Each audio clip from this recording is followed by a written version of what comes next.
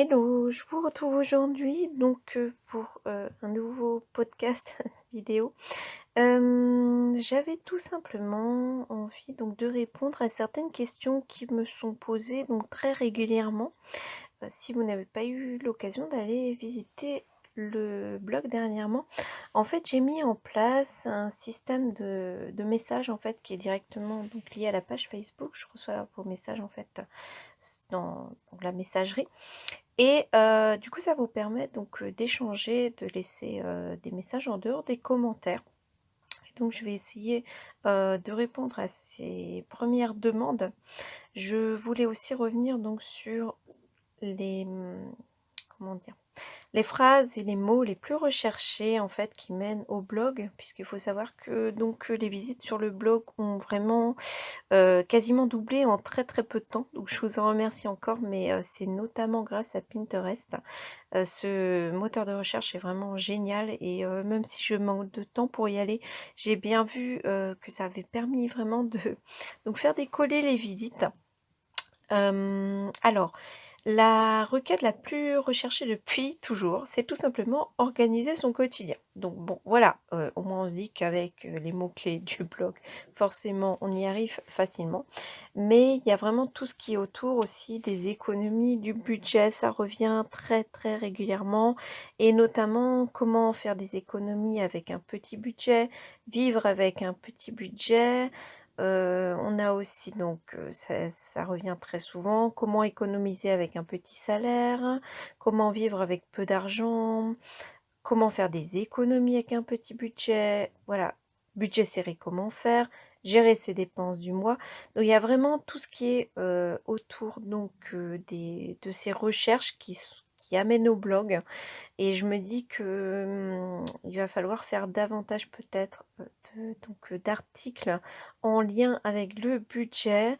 J'ai aussi des demandes, hein, dans les commentaires, comment faire par exemple, on est une famille de 4. Comment faire pour dépenser moins?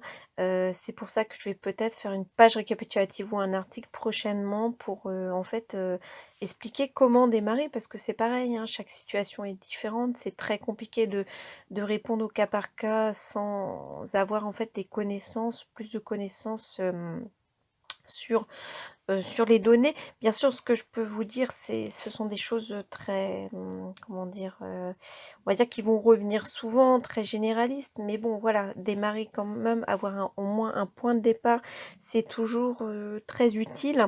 Alors au niveau des articles qui sont vraiment les plus lus, avant, pendant longtemps, ça a été «Vivre avec un petit budget» et là, c'est vraiment une semaine de menu pour moins de 50 €. Donc j'avais fait un retour de course en images, hein, sur le blog et c'est vrai que ça vous avait vraiment plu. Après, tout ce qui revient au niveau des repas, des courses, c'est vraiment les articles les plus lus. Mais dernièrement, il y a aussi en fait, eu un article sur, le bilan de mes produits faits maison et forcément comme ça génère des économies, vous êtes aussi très intéressés par ce type d'article. Donc c'est pour ça, si ça peut vous intéresser que je réponde directement à vos questions, ça pourrait être intéressant, de les poser directement, mais aussi je pense vraiment m'y mettre quand j'aurai un petit peu plus de temps. Ça sera plus à partir du mois d'avril parce que là, c'est vrai que le mois de mars, c'est un petit peu compliqué, mais j'aimerais vraiment faire des lives. Alors j'ai vraiment vu comment, ça fonctionnait sur Instagram. J'essaye de mettre plus de stories, tout ça et après les diffuser sur la page. Heu, mais c'est vrai que ça pourrait vraiment être intéressant d'interagir, en direct quoi, parce que comme ça, au moins vous pouvez poser, vos questions. C'est vrai que pour vous répondre en fait, comment vivre avec un petit budget, économiser avec un budget serré. C'est vrai qu'à la base, ça va être de vraiment mettre noir sur blanc la gestion de vos recettes et de vos dépenses. C'est-à-dire que vous allez prendre, votre dernier relevé de compte et vous allez vraiment, noter toutes les dépenses que vous avez eues au cours du dernier mois. Donc vous faites 2 cases, hein, forcément. D'un côté vos recettes, d'un côté vos dépenses. En général, les recettes, c'est très rapidement puisque on a le salaire, ou les allocations ou tout ce qui a des revenus sociaux. Après aussi, si vous avez, d'autres revenus en fait. Donc en général, cette colonne va très rapidement et après au niveau des dépenses, donc vous avez tout ce qui est vos dépenses fixes, donc c'est-à-dire toutes vos dépenses qui reviennent régulièrement et après donc on a des dépenses courantes, donc forcément l'alimentation, le carburant et pour terminer, tout ce qui est dépenses donc de «loisirs» entre guillemets, d'équipement en fait et c'est sur celle-là forcément qu'on va pouvoir agir pour dépenser moins. Donc déjà, ça va être vraiment la base parce que souvent, poser une question comme ça, budget serré, mais c'est tellement de choses à prendre en compte que, vous accompagner et répondre directement, je sais que c'est pas du tout évident, mais, donner des réponses personnalisées sans avoir plus de, comment dire? De de données, c'est compliqué. Après, forcément, j'ai de plus en plus de demandes, donc je ne vous cache pas que ça va être très, très compliqué, en fait, de répondre aussi. Donc c'est pour ça que je trouvais vraiment très intéressant de mettre en place ces systèmes de live régulièrement. Voilà, mais ça va être déjà pour commencer, donc ça va être d'établir son budget. Ensuite, la deuxième chose que vous pouvez faire forcément, ça va être de vous attaquer à tout ce qui est l'alimentation, parce que l'alimentation, c'est un budget qui est vraiment très important, dans notre quotidien, et c'est de trouver comment dépenser moins pour son alimentation. Donc sur le blog, j'ai fait différents articles forcément liés à la gestion des repas. Donc cette semaine de menu pour moins de 50 €, 7 repas à petit budget, les vidéos avec des idées de repas et cetera, ce sont forcément des bases, mais qui peuvent déjà vous donner des idées. Les derniers articles aussi que j'ai mis en ligne, ça concernait donc des idées très simples, vraiment comme on dit les recettes du placard qui ne coûtent pas cher et qui permettent voilà d'avoir, ben, à chaque fois des aliments de base déjà pour, cuisiner et que ça ne coûte pas très cher. Donc ça, au niveau des dépenses, de toute façon, parce que tout comme je vous disais, les dépenses fixes, forcément, elles reviennent chaque mois, vous n'avez pas le choix, mais peut-être voir aussi si vous pouvez les diminuer. C'est-à-dire que, par exemple, on va avoir j'avais fait aussi donc, ma vidéo sur comment, dépenser moins, enfin, il y avait 3 choses notamment sur lesquelles on pouvait intervenir. C'était les frais bancaires, donc là, vous pouvez voir très bien avec votre banque éventuellement de demander une remise sur vos frais bancaires, mais dans l'idéal, évidemment, ça va être de les supprimer totalement. Donc on bon, les agios qui tombent lorsqu'on a un découvert tous les 3 mois, c'est une chose, mais vous avez aussi donc tout ce quand vous dépassez votre découvert autorisé par exemple, c'est vrai que ça va être facturé 8 € par jour, donc c'est sûr que ça a un impact incroyable sur le budget. Il y a 2 ans de ça environ, donc je ne dirais pas, mon budget autant que je le fais aujourd'hui. Puis bon voilà, je me suis retrouvée au chômage, donc forcément il y avait, des petites choses un petit peu difficiles, puis je gérais vraiment pas de la même façon en fait. Et je m'étais retrouvée, mais franchement à l'année, c'était juste incroyable. Donc mon objectif a vraiment été de diminuer ces dépenses. Donc comment j'ai fait? Déjà, l'année dernière, j'ai ouvert le compte en ligne. C'est vrai que j'en ai parlé. Moi, j'ai ouvert un compte en ligne sur Boursorama et honnêtement, j'en suis mais pleinement satisfaite. On va dire maintenant, ça doit faire, depuis l'été dernier, donc on va dire, 7-8 mois qu'il est ouvert. Je crois que j'ai eu 5 € de frais. Voilà. Alors que les frais bancaires dans une banque classique, moi, ça avait atteint des sommets, hein. J'aurais pu me payer un beau voyage avec cette somme, honnêtement. Donc c'est vrai que ça a vraiment changé la donne, pardon et ce que j'essaye de faire maintenant, c'est vraiment de diminuer donc tous les mois. Je réduis mon découvert en fait, l'idée étant d'arriver à zéro. Donc voilà, c'est des petites étapes en fait, mais forcément qu'on n'a pas un budget serré, qu'on a un budget serré pardon, c'est pas évident du tout, mais vraiment, l ça va être vraiment très important donc de suivre vos comptes bancaires au jour le jour. Et en fait, ce que vous pouvez faire du coup, ça va être donc déjà de vraiment suivre vos comptes, envisager un compte en ligne. Après voilà, c'est un choix, hein. Après forcément tout le monde n'est pas à l'aise avec ça. Je conseille d'avoir quand même sa banque, qu'on peut enfin le conseiller bancaire qu'on peut aller voir directement, hein. Le compte en ligne doit servir par exemple pour les dépenses du quotidien. ce qui est mon cas. Voilà, mais c'est vrai déjà réduire ça. Deuxièmement, vous allez pouvoir réduire tout ce qui est assurance. Faire vraiment le point très régulièrement. Avec la loi Chatel, la loi pas Chatel, elle a changé, Hamon, ça change. Je suis un peu désolée là, je sais plus trop, il est un peu tard. C'est vrai que, on peut donc, oui, on est à Hamon, n'importe quoi.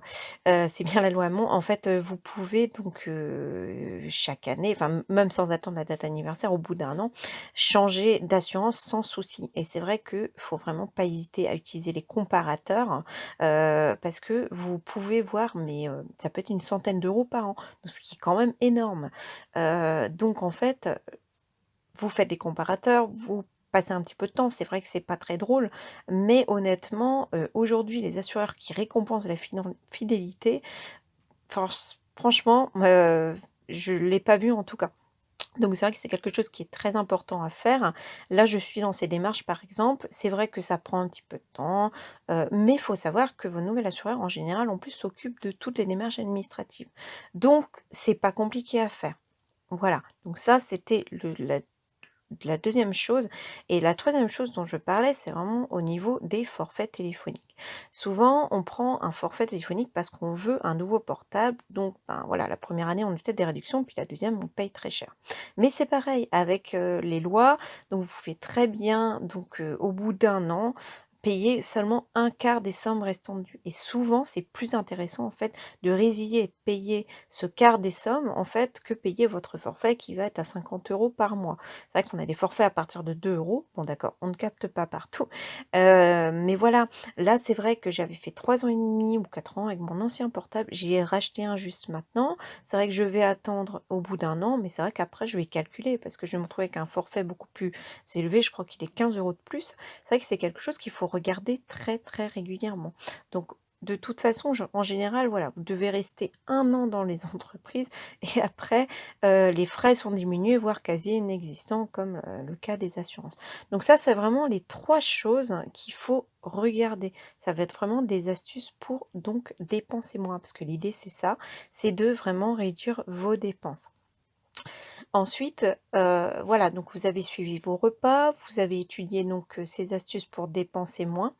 Je vous invite aussi à télécharger mon e-book 7 astuces pour dépenser moins où là, quand je reprends aussi une partie des articles du blog, hein, c'est quelque chose en fait de très simple finalement à mettre en place. Mais voilà, c'est des petites choses au quotidien en fait, petit à petit. Faut pas perdre de vue que, un budget en fait, voilà, l'argent c'est ça va, ça vient, c'est un flux. C'est vrai que forcément, on en a moins, alors du coup, vous avez le côté donc dépenser moins. Après, c'est vrai que ça va être compliqué d'agir sur, votre salaire, par exemple, qui ne pourra pas évoluer forcément tout de suite ou c'est pas évident. Après, si vous êtes, par exemple, malheureusement au chômage ou ne pouvez pas travailler, vous avez soit une allocation, soit une rente. Je comprends tout à fait que ça soit pas évident ou alors on parle des retraites notamment, j'ai pas mal de messages en ce sens. C'est vrai que du coup, forcément, c'est très, très difficile parce que là, vous n'allez pas pouvoir forcément avoir plus. Donc l'idée, en fait, ça va être de trouver des petites astuces pour arrondir vos fins de mois. C'est vrai que c'est pareil, ça prend un petit peu de temps, mais avec, donc Le Bon Coin, tout ce qui est aussi j'avais fait un article sur Momox. Là, prochainement, je fais l'article sur Vinted parce que j'ai enfin, donc testé cette application. Voilà, il y a peut-être des petites choses aussi à voir, ce seront c'est vraiment forcément, c'est pas des grosses sommes, hein, ça c'est sûr, mais il y a peut-être des moyens petit à petit, voilà, de trouver des compromis. Après, ça va être vraiment plusieurs petites choses mises bout à bout. Vous allez voir que forcément, au bout d'un moment, il y aura un impact. Même si c'est vraiment pas évident, puis comme je vous dis, bien sûr, tout ceci, ce sont des conseils généraux. Je ne peux pas aller au cas par cas et bien sûr, dans certaines situations, malheureusement, ça va être très difficile. Mais à ce moment-là aussi, il faut pas hésiter à se renseigner. C'est pas toujours évident, mais vous avez, les assistantes sociales de votre ville, de votre département. Si c'est devenu vraiment très difficile au quotidien, vous pouvez les rencontrer. Voir aussi au niveau donc des aides de la CAF, si peut-être que vous avez droit à la prime d'activité, vous avez peut-être droit au chèque énergie. Il y a plusieurs choses à voir. C'est pas forcément des choses, très faciles, mais on a quand même suffisamment donc de services publics et gratuits, accessibles donc à tous, qui peuvent donc vous servir. Bien sûr, bon ces éléments, c'est sous condition de revenus, mais là, on parlait donc des personnes qui vivent avec un budget serré. C'est vraiment des éléments à prendre en considération. Et la dernière chose que je voulais aborder ici, c'était aussi si au bout d'un moment, vous voyez que donc, vos charges, vous ne pouvez pas les diminuer. Parce que souvent quand on a un budget serré, soit on a eu des accidents de la vie, soit voilà, on s'est retrouvé à payer plusieurs crédits, peut-être que vous avez perdu un emploi, et cetera. Donc en fait, ça sera vraiment de réétudier le fait de faire un rachat de crédit avec votre conseiller bancaire. Essayez de voir. Il y a aussi des associations gratuites qui existent. Nous, on a Crésus, alors après je ne peux pas vous dire, peut-être que vous, vous avez, d'autres associations qui peuvent vous aider, mais c'est pareil, tout cela, ce sont des services accessibles qui sont des voilà, qu'il ne faut pas hésiter à aller consulter. En fait, souvent, je me rends compte que ce soit donc, dans ma vie, quand je peux conseiller, hein, que ce soit sur mon blog, ma vie professionnelle, ma vie personnelle, on manque en fait de conseils, d'informations, savoir comment être orienté alors qu'il y a des services qui existent et je peux comprendre tout à fait que ce ne soit pas évident, mais vraiment l'important ça va être de vous renseigner. Parce que peut-être que là, vous aussi, vous aurez, vous ne saviez pas que peut-être que pour les impôts, vous aviez droit peut-être de déduire quelque chose. Au niveau aussi, je sais que ça a évolué notamment, je pense, pour, les gardes d'enfants, il y a eu des nouvelles choses mises en place. Donc l'important, c'est vraiment de vous renseigner, voir aussi vous, comment vous pourriez, voilà, diminuer peut-être vos dépenses et avoir donc peut-être d'autres aides possibles. Voilà donc, pour cette vidéo. Je vous remercie du coup de l'avoir écoutée, de l'avoir regardée en fait, hein. Je mets des petites images à diffuser, mais je compte vraiment donc, venir plus régulièrement donc, sur des lives, répondre à vos questions parce que je pense que c'est très important en fait de continuer, à avoir ces échanges, hein. C'est vrai que ça me fait du bien aussi parce que je me dis que bon, mes conseils quand même vous servent et vous aident et je vous dis à très bientôt. Bye.